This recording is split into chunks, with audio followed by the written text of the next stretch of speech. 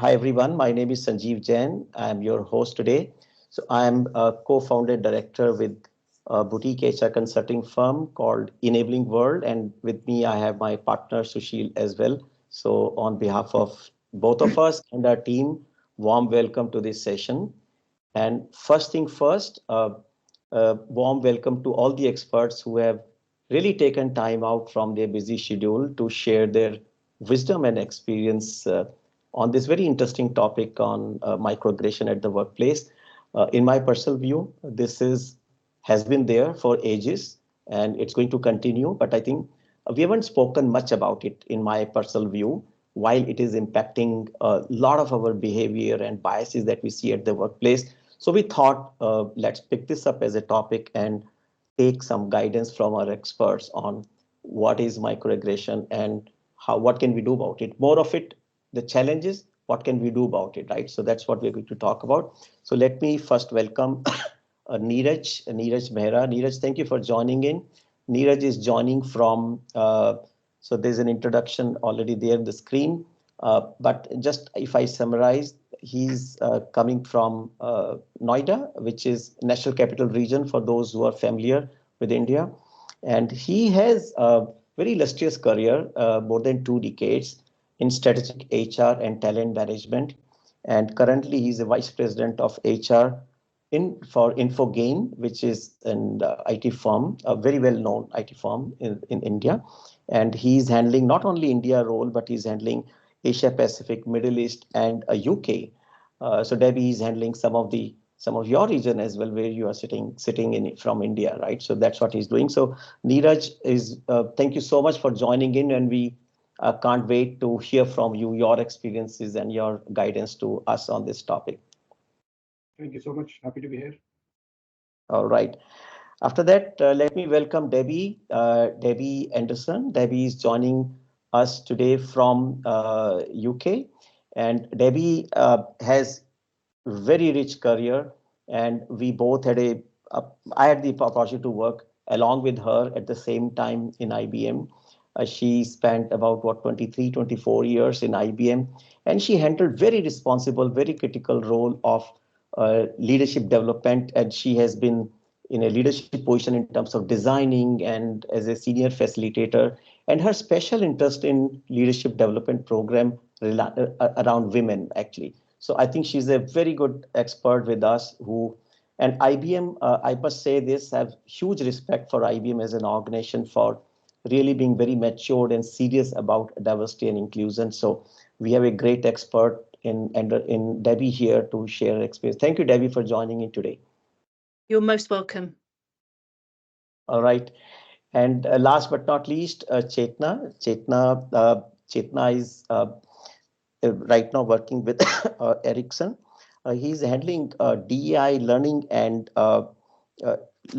DEI, both the cross section of both the functions. So she's leading that globally, and she's a part of the Ericsson team in India. And she has again more than 2 decades of experience, and her more interests have been learning and development and DI. These are two passion areas that she has. So that way, she's a great expert that we have today on the topic. Thank you very much, Chetna, for joining in. Thanks, Sanjeev and Sushil and everybody on the call. I think I'm very excited to hear from everybody and share, some experiences around the topic. Thanks. All right. And I'm joining from Delhi, as I mentioned. So can I know in the chat, let me also see if the chat function is working properly. Can you all put in which city have you joined from? Just a quick check on the chat so that I know chat is working. Which city are you joining from? So Delhi, Bangalore. And one request to the experts, while the session is going on, we may see a lot of comments in the chat box. Feel free to, give your comment and remarks on, when the session is going on, so that we have a parallel interaction going on with the team, right? All right. So okay, so Ludhiana, Pune, Bangalore, Chandigarh, Colombo, Sri Lanka, All right, so multiple places all across Chennai, Mumbai, Delhi. So I think all over India, mostly from India, but we have a guest from Sri Lanka as well. That's wonderful. Thank you. Okay, so so let's move on. You can stop sharing the screen, Vijaya. So let me start with a small story, my personal story, and I think that will be a good way of starting the discussion. And it was 2008 or 2009. My daughter was in 10th standard, and I have not spoken to her, taken her permission. She is going to fight with me, but still I'm going to share Soumya. And she did very well in her 10th grade. She got some 9.6 or 9.8 CGPA, which I was very, very surprised with. Honestly, I did not expect from her. And the way I complimented was, I still remember, I said, "Hey, Soumya, you got so many marks. Wow, so wonderful." In a way, I was complimenting her. Her reaction wasn't, she was not very pleased with the way I congratulated her. She said, "What do you think? I can't get these marks?" Kind of thing. I said, No, I did not mean that.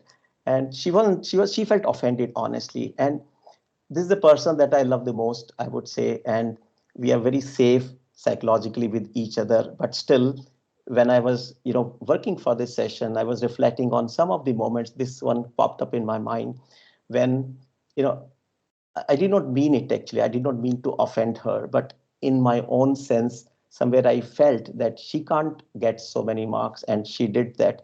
And the way I complimented, actually, she felt offended. She was very sensitive even that age. That the way I'm saying is not correct actually. So these are in simple terms called microaggression, and this happens every day, every minute in our day-to-day life. And it doesn't have to happen with people that you don't like. It can happen with the people that you love the most, with best of your intentions. Still, it happens, kind of thing, right? And I was reading recently about it, and I got very passionate about this subject. And I realized that in day-to-day life, in our professional career, we weren't talking enough about it actually. And while it is very subtle, very impactful, so we picked up this topic, and especially around we are approaching IWD, we thought it'll be a good topic to pick up as a gender microaggression at the workplace. And we have some very diverse, rich experience. We are in form of these three experts that we have here.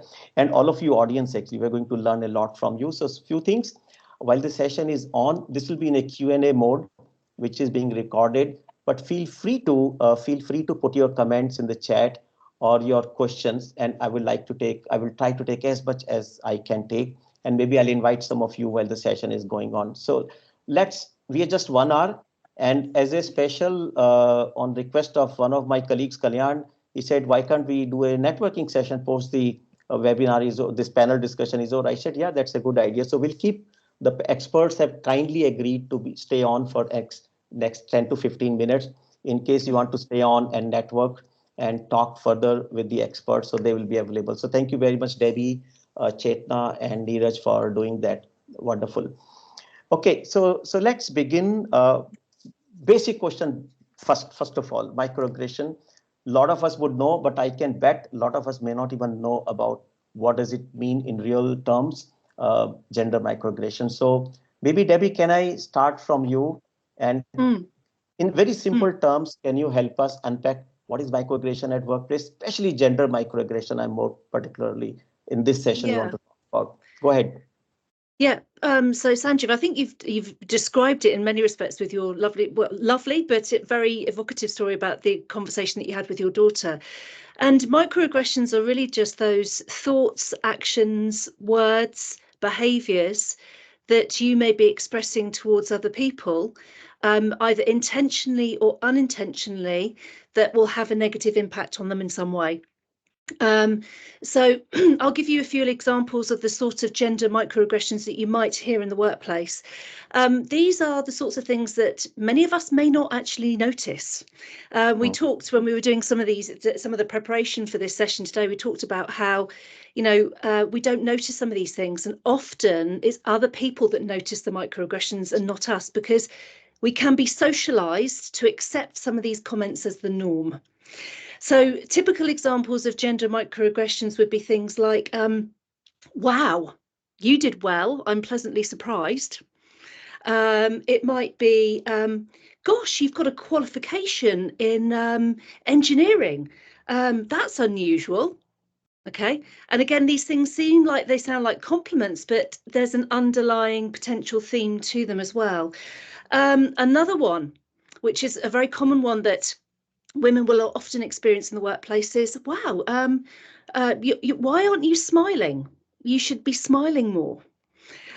So things like that, where, and these are some of the words that people might say, things like behaviours such as, I may be stood beside a male colleague, for example, I might be the lead in a project, but the other person is directing the conversation to the male colleague rather than to the female. So I've given you some sort of very broad sort of examples of what microaggressions might be in the workplace. There's loads more. And they're also related to lots of other things, not just gender as well. But these are the small things that people may not realise that they're saying that can have an impact. There's a lovely video. In fact, there's lots of resources on YouTube about microaggressions. But there's a lovely little video which I'm not going to advertise because it doesn't contain some swear words in it. But it actually equates microaggressions to mosquito bites. And some people talk about it as being paper cuts, because it's that one mosquito bite and that one paper cut that doesn't mean anything at all. But if it's something that's repeated over time, you get multiple mosquito bites, they start to hurt, don't they? And that is the principle of what microaggressions is all about, as I've described it. As you say, death by 1,000 cuts. Sometimes we say death by 1,000 cuts. Thank you for starting and setting the stage for this conversation. So I think most of us would know, but who don't know will start to get an idea about what we are talking about.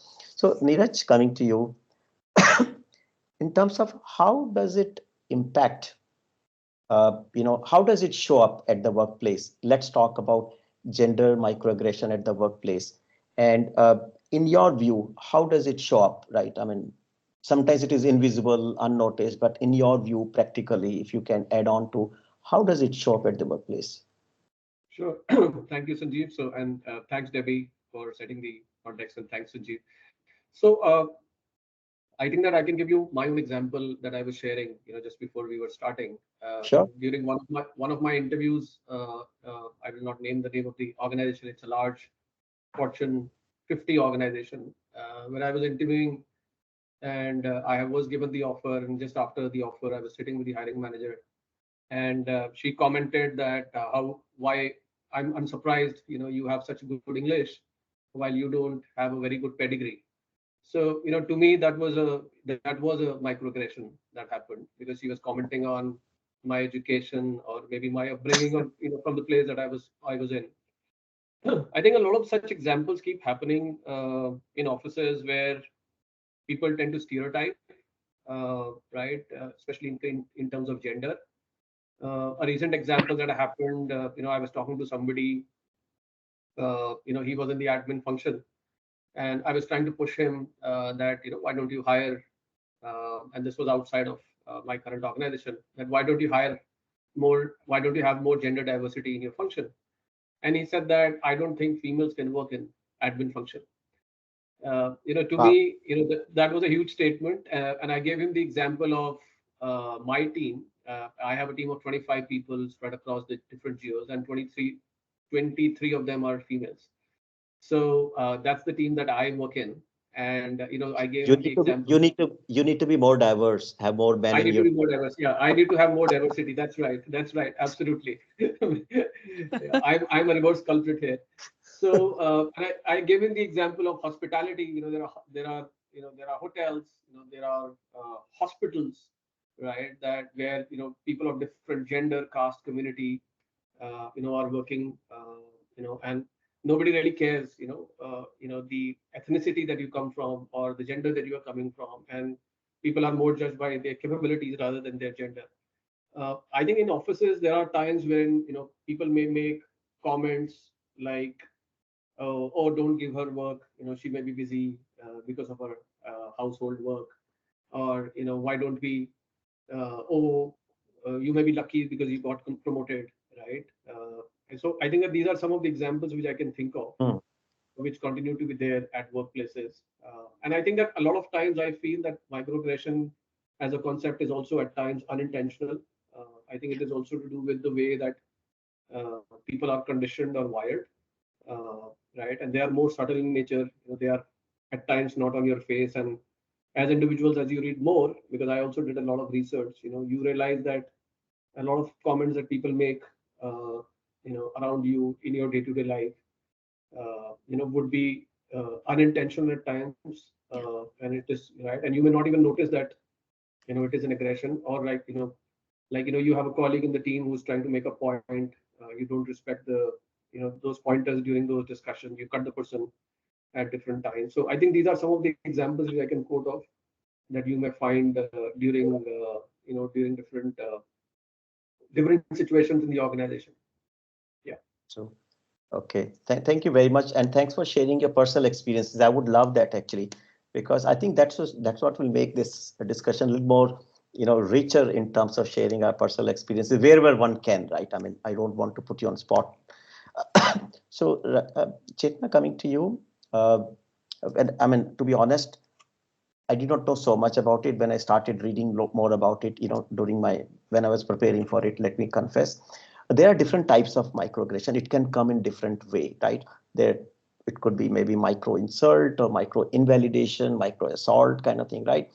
Maybe would like to pick up one of these, in terms of what are different types of microaggression that one can see. And I'm talking more about the workspace, right? From that point of view, would like to pick up any one of these and talk?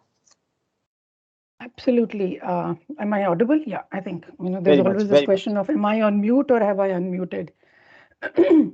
Sorry. So I think let me go one step back before I get into what you just asked, the types of microaggressions. I think the word itself, the microaggression may be, in my view, a little misleading, because while we may think it's a very small little thing, because it's termed as microaggression, but many a times the impact it has, is pretty big. Sometimes, as Debbie rightly said in the beginning, we may not even notice, or we may not know it right away, or that individual may not notice it, but maybe the others, if it's a group setting, may notice it, there and then. And when this individual, maybe subsequently or later on, or the next instance, does kind of realize it, there is a lot of impact it has, on various things, whether it's on the mental health, whether it's on the overall feeling of being inclusive. It has a, I think, domino effect on multiple other things, depending upon the gravity of that particular instance and how the person receives it and what's the culture and how it is kind of addressed or not addressed, depending upon what we're talking about. So microaggression, is something that, from a cultural context, is something that has to be taken, a little bit more seriously. Seriously. Than maybe, because I think it is something, as you rightly said, Sanjeev, is not spoken much for different reasons. A lot to do with, I think, the cultural reason also, because it is not even seen as a big deal, or at least till recently, it That's was the not whole seen issue. as a big deal. That's the whole issue. Right. And because of that, people are either not even aware. So I think the basic problem is we're not even aware that this is something which is a micro, or it's a type of microaggression, or it's an instance of microaggression. So when we don't know that this So is basically, something that is education and awareness, you think, Chetna, I mean, that's what you are alluding to is right. the biggest thing. Okay. So I think it's much more grave than what we know or what we are aware about. And I think it's only now, and that too maybe some organizations which are waking up to the gravity and the negative impact it has. But most of the organizations are, that is not something that is in their radar, at least for the time being. So now coming to the main question, types of microaggression. Now, there are multiple ways in which one can look at how many types are there. But Simple. in my simple, parlance, I start with the basics, and then we can go into, more and more details and depth of each of those microaggression. I think we spoke about one is basis the gender, which is the main topic that we're going to be maybe focusing on for today. But then we have in the past and in different geographies, including in India, seen other types of microaggressions also, be it because of the the race that the person comes from, the sexual orientation, the way person dresses, the way person conducts himself or herself, which is seen as a little aberration from the norm. So I think at a high level, and then there are many other categories that we can subsequently get into. I mean, it's like, you kind of like an onion, you keep peeling, you may get one more layer and one more layer and one more layer. So I'm not going to be spending a lot of time, just by answering this, but basically there are multiple levels and there are multiple ways or the lenses through which microaggression can be viewed. But to me, gender, if I were to list top couple of them in terms of the volume and the impact it has on the organization's behavior and culture, gender is at the top.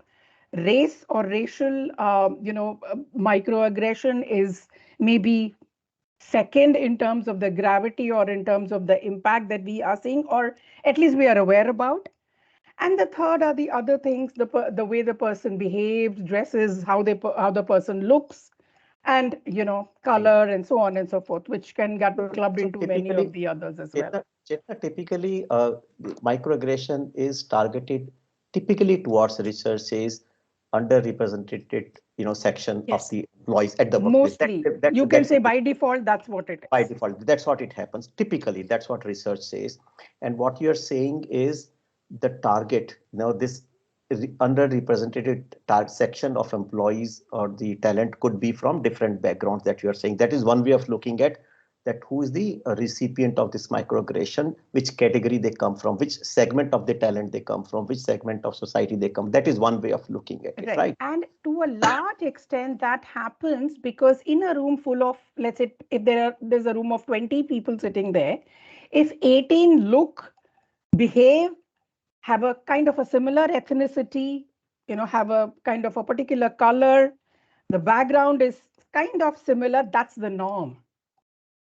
Of course, that so defines anybody, one or two people who don't kind of completely belong to that group in terms of the facial expressions or the looks, the external, how they look, they kind of are seen as a little different, and that's the most vulnerable group in terms of from a number perspective where that could be expected.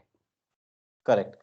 All right. So Debbie, coming to you as an expert, if you could help us with, for example, I mean, when I was reading, there are things like micro insult, and micro invalidation.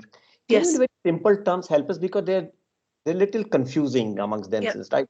And with some example, if you can you take maybe a couple of minutes to explain to all of us so that we get a little more aware about it? Thanks. Yeah. So if I start with the micro invalidation, because I think that's probably one of the ones that is the most common.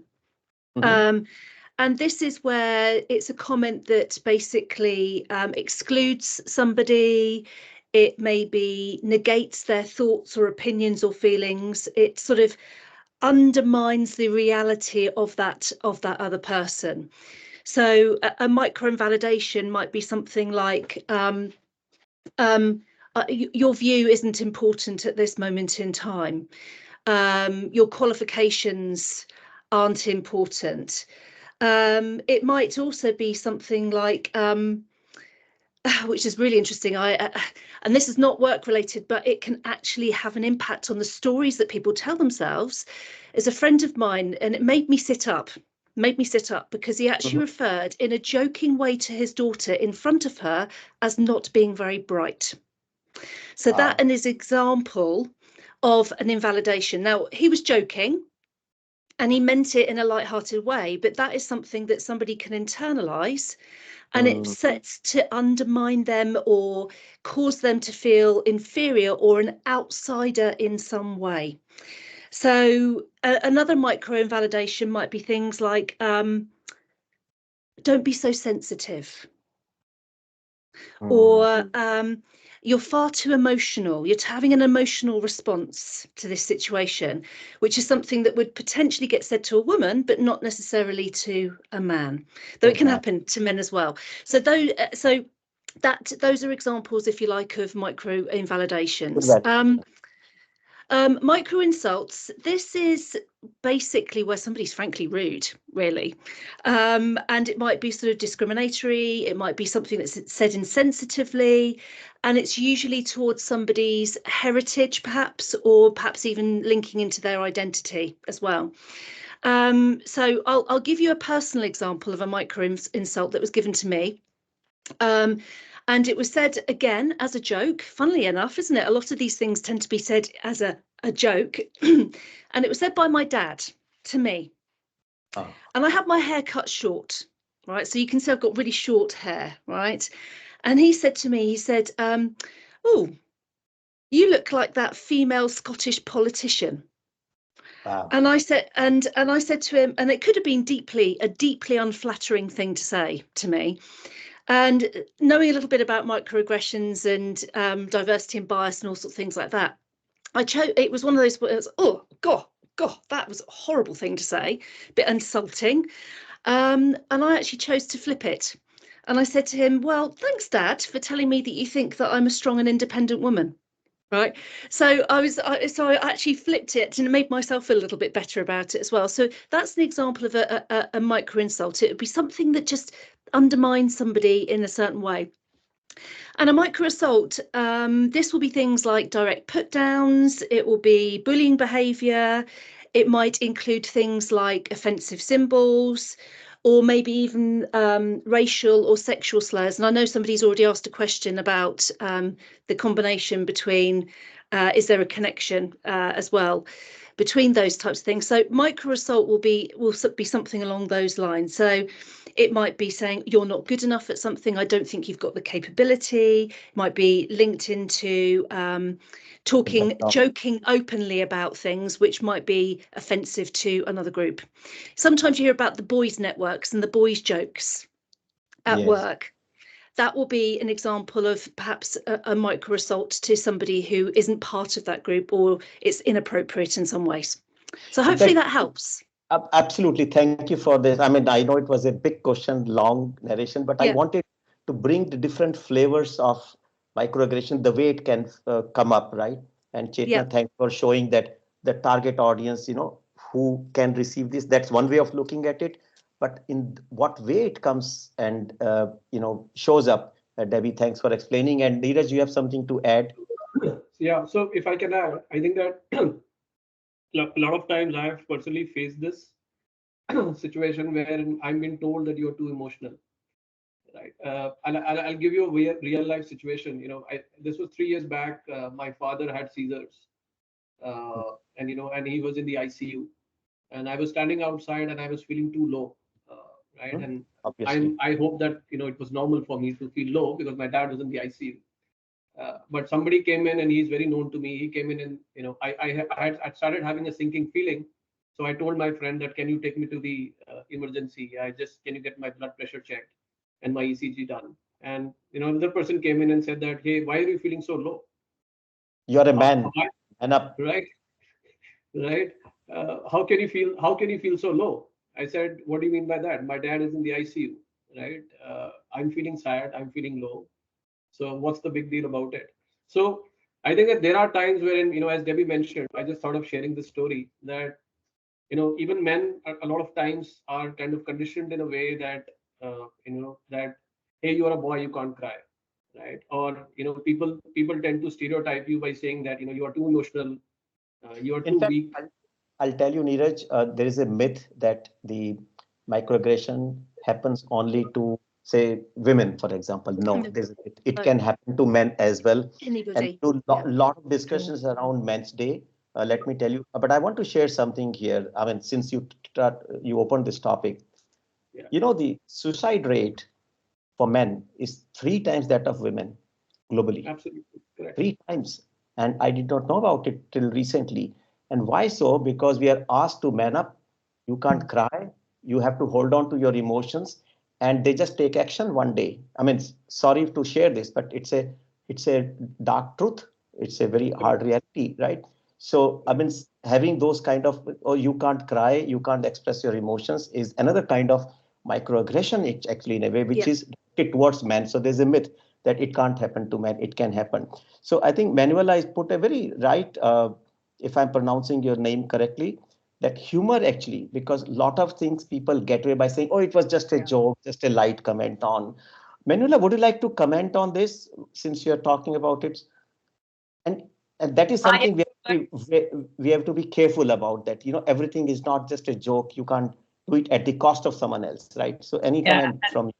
Absolutely. And I have to say hi to Debbie, because Debbie and I worked together many years ago. I don't know if it's been 10 or 15 years ago, but anyway, the question of humor, and this is something I find a lot. So I'm in the technology sector, very male-dominated environment, a lot of men from a certain age, a certain background, a certain culture, etc. And you're absolutely right. Younger generations of men, for example, and younger generations in general already do not relate to a lot of the older cultures and that kind of patriarchal way of looking at life.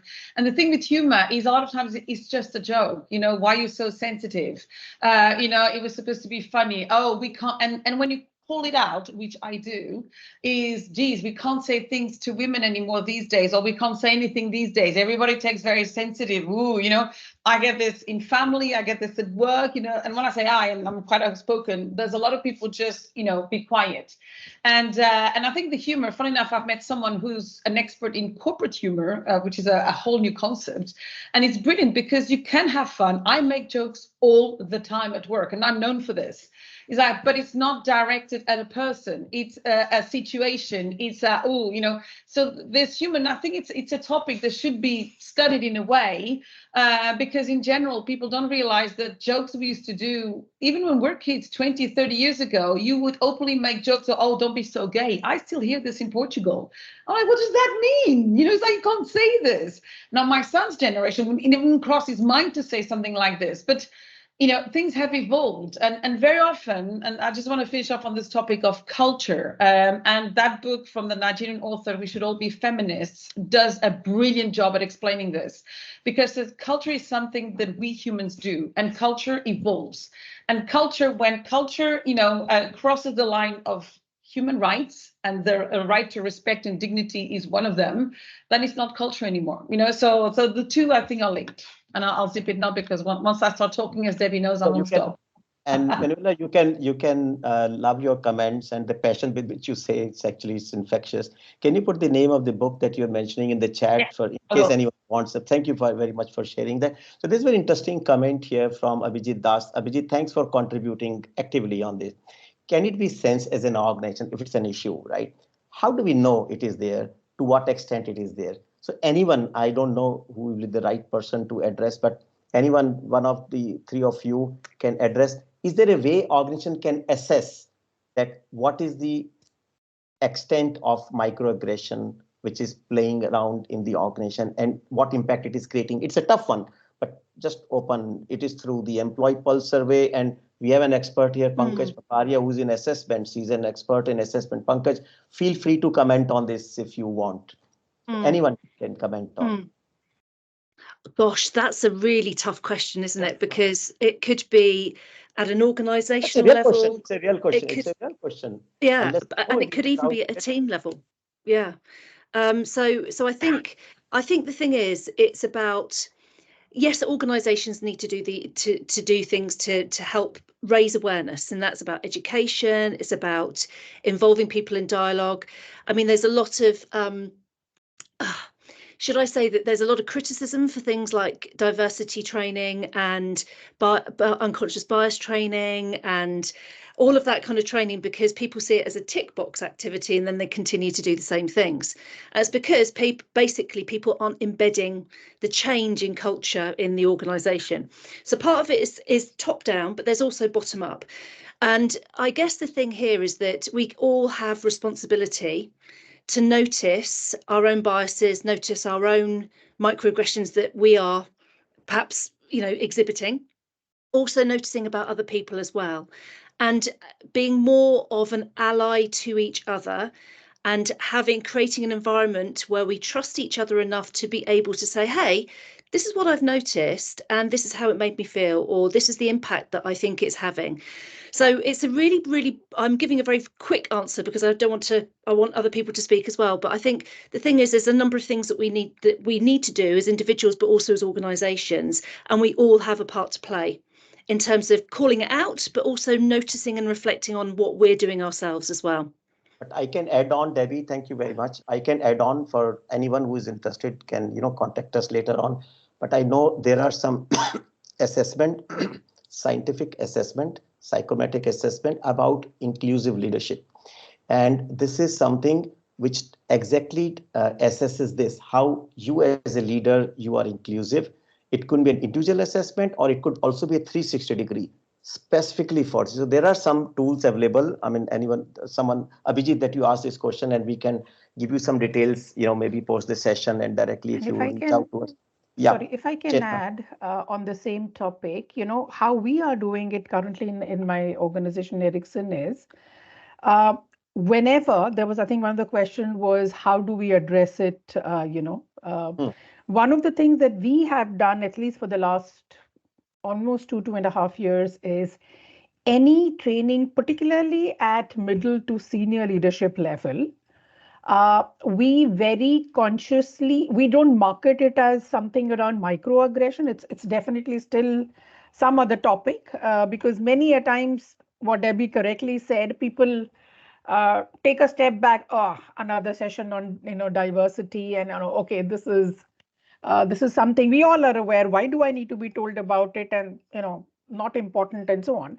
So what we do is, rather than talking about what is microaggression, so we don't really do a very on your face kind of discussion around microaggression yet. What we do is, we have collated a lot of actual real life examples of employees coming to their manager, their leaders, or the HR team. So we basically collated at least 15, 20, 30 examples. We have converted that into certain simulations. Wow. So we are playing that in the form of a simulation, and we are in the session in a group of leaders saying that, okay, in this scenario, if this is what has happened, maybe let's say at the time of hiring, there's been a particular discussion which is actually an example of microaggression. So we invite discussion to know, what is a particular leader going to respond to that scenario if it were a live situation? Would they actually say, no big deal, so what's wrong with it? Or they would actually say, okay, I think there was something that this person said which may not be received very well.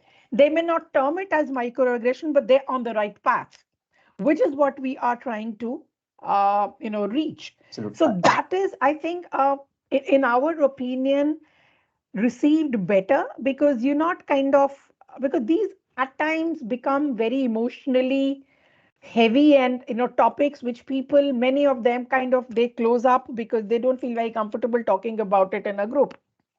So when we talk through simulations, it could be one-on-one, it could be group, depending upon what's the comfort level. Generally, people receive it and they're more open to those discussions. So we did actually, you bring this very interesting point, Chetna. We did interesting, Sushil and myself, we did a series of programs on sensitization to the managers. It was an insurance company. And what they did exactly same, they brought up those instances where managers are insensitive. They're using microaggression on their team, on the team members. They gave those examples, and we used them in the role plays and the scenarios for the training, sensitization training, and that was very well received actually, right? So I think moving on. Yeah, please go ahead, Neeraj. Okay. So I think that one of the easiest way to find out if there is microaggression in the organization is to look at the leadership team, because I think that it really flows from the top. It is clearly visible it is clearly visible in the way that they operate, in the way that they handle situations, in the way that they handle sensitive conversations, right? And it kind of lays the culture in the organization. I think that especially post COVID, we as an organization, we did a lot of training sessions for the managers to sensitize them as to how to deal with remote workers, right? People who are not available, who are not there face to face with them, they've never met them. How do they remain sensitive, not just related to the gender, but overall being sensitive to people needs, their availability, of work, maintaining that distance in terms of maintaining that distance between work and life, right? And I think personally speaking, whenever I get into such places where I gave him the example of one of the guys telling me that females can't work in admin function because we have to deal with all kinds of people. So if you get to hear such instances, you kind of correct them and try to coach them, to make them understand. Absolutely. And we have these Right. opportunities all across around us, right? In families, at the workplace, all around. In fact, I was Varanasi, it's a holy city, in last week actually. I stayed in 2 hotels. I could not find a single female staff there, single. And being a HR professional and passionate about DEI, I just could not miss this, right? And I called the general manager. I said, I have one complaint. He got serious. What can I do for you? I said, hire some more women in your team. You are working it's a service industry. Why can't you have a single female in your team? He said, then he was explaining why it is a kind of thing, some excuse he was giving. He said, but I'll promise I'll do something. Whether he does it or not, we have opportunity. Wherever we get an opportunity, we should question it, right? And if we question, something would possibly happen. Debbie, next question to you is very important. We are running short of time actually. I don't know where 45 minutes went away. Suddenly, I thought we just started. Now, what can we do about it? My specific question is, there are 3 stakeholders here. Person who's causing microaggression, person who is receiving microaggression, and third is person who is watching it happening, right? Could be a manager, could be colleague, right? 3 entities here. My specific question to you as a since we're talking about gender microaggression, as a women employee workplace, if you're subjected to microaggression, how do you respond to this? And this is tricky, right? Because sometimes you can't get too emotional about it, as you say, or can be direct. It can upset your relationship, or you have a fear. So your advice on how healthy, how can you in a very optimal manner address this? Yeah. So I think, first of all, I think we need to just mention that it takes confidence to do it. Okay. Especially if you feel that you are an outsider, or if you feel that you are one of the minority of people who are experiencing those microaggressions. So it can take a lot of confidence to do that, especially if you're in an environment where it isn't so common for people to open up and talk about these things. So I would say that there's a few things. I mean, I'd say part of it is about interrupting the pattern. Okay. So if you observe somebody, committing a microaggression, and you actually witness the reaction that somebody else has to it, you could actually ask that person, using I versus you. There's a difference between using I and you, which is that when you say to somebody, you've just said something really offensive, they're going to go bam, immediately on the defensive, right? Whereas if you say to somebody, well, this is what I've noticed, and this is what the impact has been, or I'm noticing the way I feel about it, then you're much more likely to actually have that person open up to a discussion and say, oh gosh, I didn't realise what I'd said, or oh gosh, I hadn't noticed that was something that had come across. So part of that is about asking questions to sort of get at the underlying assumptions. I'm really interested to understand why that was said, and I'd really also be really interested in understanding what the underlying assumptions are, and perhaps what your intent was in terms of saying that. So you can actually start to have a bit of a sort of a coaching conversation, if you like, around understanding in as much of a non-confrontational way as possible, by actually referring to yourself and saying, this is the impact it had on me. And I'm just wondering, was this intentional? Was this something that you'd actually, thought about in advance? And then I think there's also something here also about linking, about acknowledging to the person that's been affected. So, I noticed that this happened, and I'm going to be aware of it in the future, and I'm going to be an ally to you. So if I notice that happening again, I'm going to shout out about it. Is this something that you are comfortable with me doing? Okay, because you don't want to be the ally for somebody if they are uncomfortable about it. Yeah. So it's about getting that collaboration with them as well. And then the other part, and I want to open us obviously to other people as well, because it was a big question, was being that active bystander, which is, saying, and it has to do with emotional intelligence as well, because it's situational. It may not be appropriate to call it out in the moment, and you may need to take the person to one side and say, look, this is what I observed. It might be useful to actually think of a different approach in the future. But if it's appropriate to call it out in the moment, then that's the emotionally intelligent way of doing it, which is to say, explaining why the behaviour had a negative impact. So that's just another quick answer to a large question. And I could add more, but I also would like to hear what other people have got to say as well. Yeah, so Neeraj and Chetna, from you, I mean, if you could pick up how, suppose you, Chetna, I'm asking you particularly, suppose you unintentionally, you caused microaggression on someone, right? And you're called out, hey, Chetna, what you said, actually, that's how I felt. How should, I mean, not you as Chetna, but how should that person respond? What's your guidance to all of us? And that's a tough thing, because sometimes your ego comes and you get into denial mode. No, I did not mean it. It was just a joke kind of thing, versus what could be a matured way of handling this. And that's a tough one. Absolutely, Sanjeev. And I put it in the comment also. So see, my first go-to tool would be look at the intent with which that statement was made or that behavior occurred, and what was the impact. So many a times, going back to what I said, I think some time back, a lot of things what get tagged as microaggression, we don't even know that statement that I made, for example, uh, is something which is been received in a different manner than what it was intended to be. So as a lot of examples we've shared, it was supposedly a compliment from the giver, but the receiver did not see it as a compliment. They saw it as something which was not respectful. So microaggression, the underlining things is it normally, is intended unintentionally in most of the times, in my view, that it is disrespectful, or it is received as that, and it is something which is coming under the gamut of unequal. Inequality and disrespectful are the two things. So if somebody says that, so first my question would be, what was the intent? If the intent was something that, okay, I wasn't even aware that this is how it came out, or this is how it sounded. So to that, I think it is more of the coaching is what I would suggest, that the person is not even aware. So it's like, okay, so when I'm not aware, obviously I do things which are not the right way.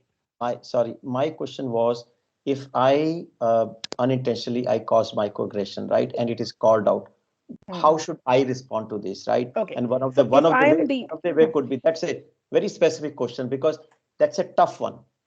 Absolutely. So I think there we have to have what is the maturity, and you have to take it in a manner that, okay, this is how it is sounding. So if I am mature, and if I do not have too much of an ego, and it also depends on how that is getting addressed, who's the person who's pointing it to me. I think it's a combination of that. If it is coming in a non-threatening way, if it is coming in a way that it's more of a something which will help me improve as a professional, and if I am a person who is mature enough to see it as that, hopefully it becomes a learning that I will be able to implement and improve as a professional subsequently. If I can add, yes, if I can add, please right? go ahead. So I think that and I'll take an example. It's like me telling a woman that you're looking very beautiful today, right? So if I say this to a woman, it is for her to decide how have she felt, right? To me, if she felt that this was a sexual comment, whether my intent was sexual or not, maybe she felt that it was a sexual comment. So same ways, I think that to me, if somebody felt that there was aggression from my side to the individual, at times it is not about the choice of words, but it is more about how I have made the other person felt. And if I am in that situation that somebody comes to me and says that, hey, I felt insulted today, my first reaction to that person would be, I'm sorry, right? To be honest, right? Without even questioning the judgment of that person, and try and reflect or try and understand from the person that how did this comment really impact you, right? I And was, become I a was a Neeraj, very funny thing. I had a French American boss in IBM once, and I made this mistake. I said, "Oh, XXS, you're looking good today." And she was prepared all for this, grand meeting. She pulled me aside. She said, "Sanjeev, that's not how you come and compliment a lady." I said, "Then what?" She said, "You said you're looking even better. You can't say you're looking good. Don't I look good other days?" I said, "No, no, you look always gorgeous. You can't comment like." I said, I learned a lesson. She said, "You must say you're looking even better. You should not comment like that." I said, "Okay, thank you very much." Okay. So I Mummy, think specific to your question, if I think that if somebody comes and says that I have felt that insulted, my first reaction would be I'm sorry. I think that, and I would try to reflect. I would try to understand more from the person, and Sure. I would try to be sensitive in future. Right, that's the simple answer. And that is my take. Debbie, coming to you as an outlooker, because I think this biggest role we can play are people who are witnessing this happening and they keep quiet, turning a blind eye, as we say, right? Today it is them, tomorrow it could be me only, right? Any very quick one-line advice on what is the role of an ally here? What is the role of a witness or the onlooker in the whole? And I think they need to play the biggest role here because Yeah. sometimes you call out person who is affected sometimes out of fear or for various reasons may not be able to even react to a situation. But if Yeah. it as an onlooker, if we keep it, allow it to happen, that's the most dangerous thing. Your Yeah. one line advice. Oh, just very quickly, if you're an onlooker and you don't do anything about it, you're basically saying that the behaviour is acceptable, aren't you? That's the thing. So I would say very quickly, the person may not be in a position to be able to advocate for themselves. So take the time to spend some time speaking with them to understand the perspective and the impact, and then be an ally. So whenever you see anybody saying anything or doing anything that might be having a negative impact on somebody else in the team, call it out. It's as simple as that. Call it out, but obviously situational and in an appropriate way that doesn't lead to conflict. Let me ask you, as an onlooker, as a witness, sometimes there's a dilemma in my mind. Should I really Yes. intervene? Will it be welcome, my support or not? Yes. Sometimes you may hear a comment, "Hey, mind your own business," right? I mean, why are you Yeah. showing too much Yeah. of interest in this issue? I mean, mind your own business kind of thing. It's a danger area, right? Yeah. Person doesn't It, know. it can be a danger area, and I think this is where emotional intelligence and using your self-awareness and empathy and all of that kind of stuff is so important as well. Maybe it is actually having a one-to-one discussion with the person who delivered the microaggression to help them to understand, because they may not realize the impact that they're having. And sometimes people will actually realize they've actually said something and perhaps don't have the courage to apologize or to say, "Hey, I made a mistake here," and they may need just somebody to actually say to them, "Look, that didn't sound quite right," and they say, "Oh yeah, I'm sorry, I appreciate I did something wrong there." So I'm not sure if I'm answering the question as such, but yeah. All right. All right.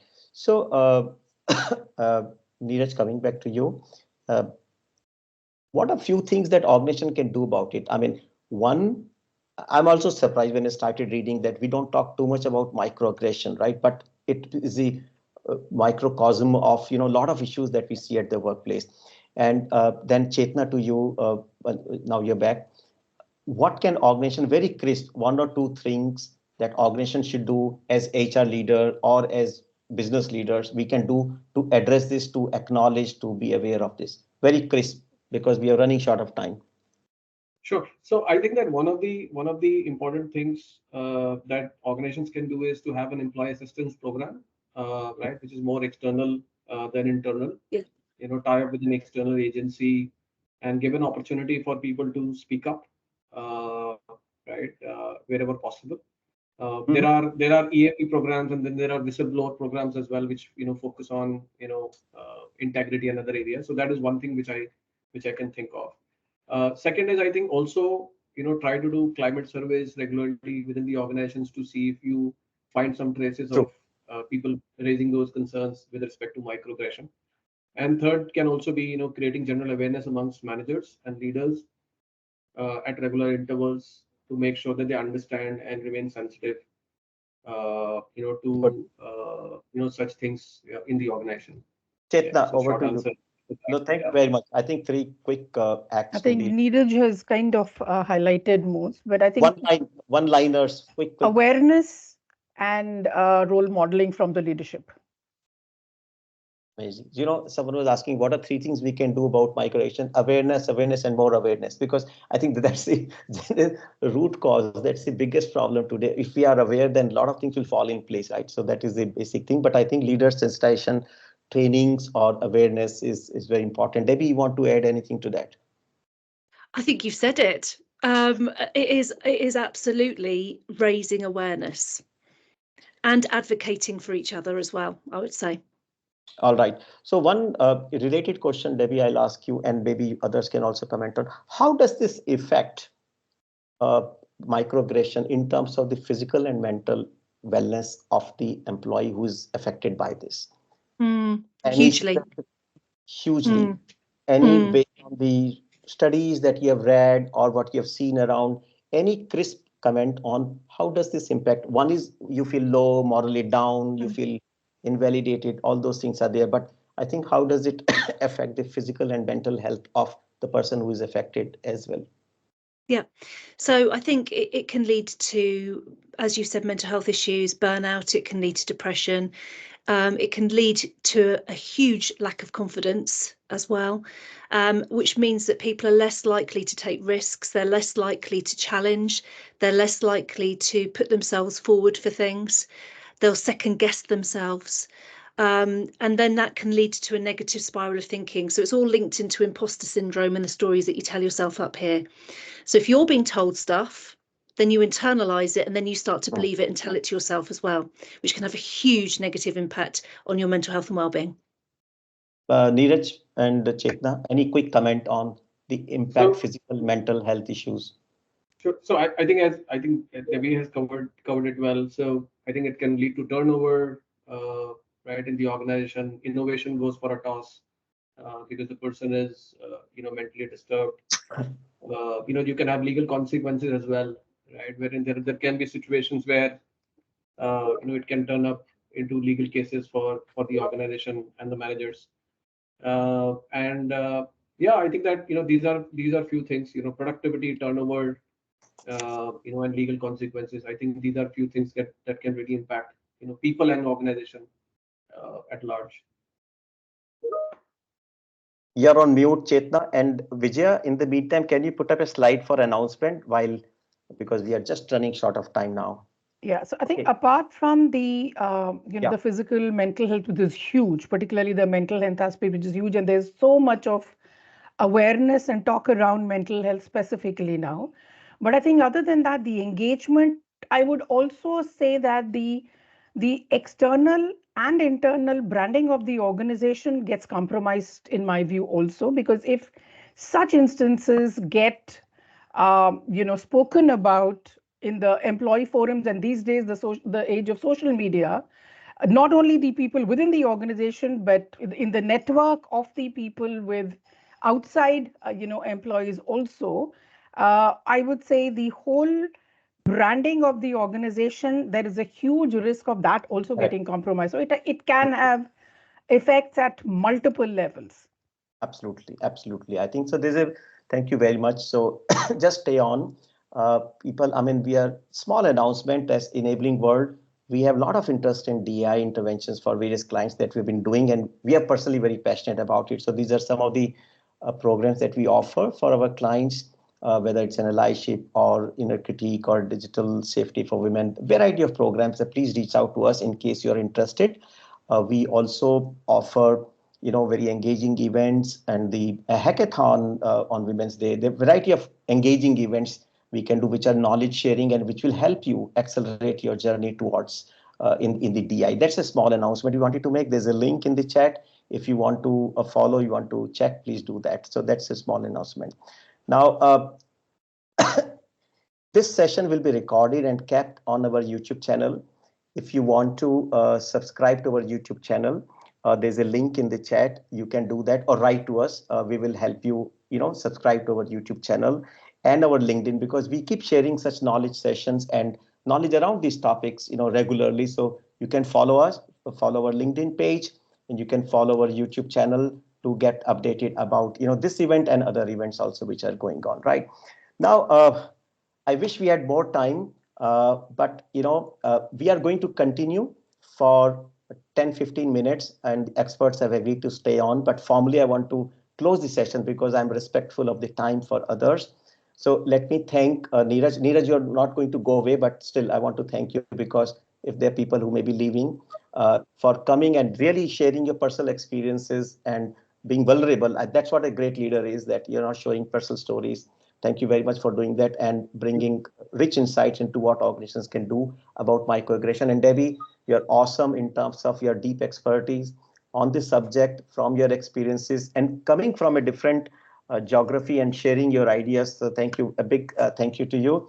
And Chetna, thank you very much for sharing your examples, and you were able to share your organization's examples also, what you're doing about handling microaggression at the workplace. I wish we had more time to discuss this formally, but I think those who can't stay, thank you very much. I think there was a parallel session going on, and Sushil, thanks for handling that, because I was not able to cope up with so many comments. And Manuel, I can't resist but saying you're awesome audience. I've not seen such active participation from anyone, right? You were there in spite of not being there in the panel, but you were all around actually.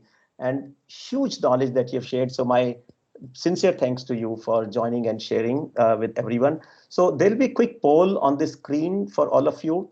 If you like the discussion, please give your comment, because your comment will help us, in terms of improve the way we are running this session. So if you like it, share your comment the way you like. Give your candid comment. So that's important, and you can put in the chat as well if you want, right? So with that, I want to thank my team, Sushil, Kalyan, Vijay, everyone for putting it all together seamlessly. And now we will start a networking session, right? So we are here for next 10 minutes or so. Those who want can stay on to share your stories, your ideas, on terms of microaggression. And if you want to talk directly to the experts or to Bedwala, is again a huge expert on the topic, right? So we are all here. Manuel, if you can stay on for 10-15 minutes more, that'll be great. Thank you very much. So with that, formally, I'm keeping, calling this session closed, but our networking session begins here. So it's more, and this will not be recorded. So Kalyan, stop recording, because I want this to be a little more informal and chit chat. Thank you, everyone.